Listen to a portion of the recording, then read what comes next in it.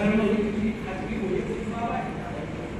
तुझ्या घरात नमाज पाठ, मस्जिदमध्ये नमाज पाठ, हिंदू आहेस, घरात आरती कर, दुपारती कर, काय स्तोत्र म्हण, भजन म्हण, कीर्तन म्हण, काय म्हणायचं.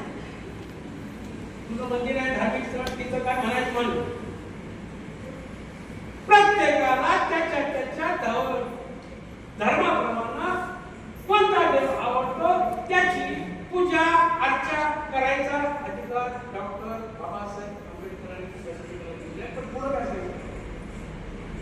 धर्म ही वैयक्तिक खाजगी बाब आहे. सार्वजनिक ठिकाणी येत असताना चौकात येतो, संविधानाप्रमाणे तिथं तुझं धर्म आहे.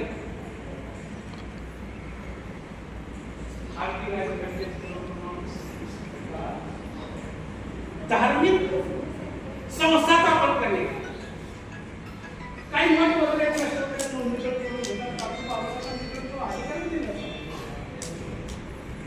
तुला धर्माचं काम करायचं आहे, तुझी संस्था नोंदणीकृत कर आणि रात्रंदिवस नमाज पढत बस, टाळ वाजवत बस, भजन म्हणत बस किंवा त्या येशूला बोलवत बस.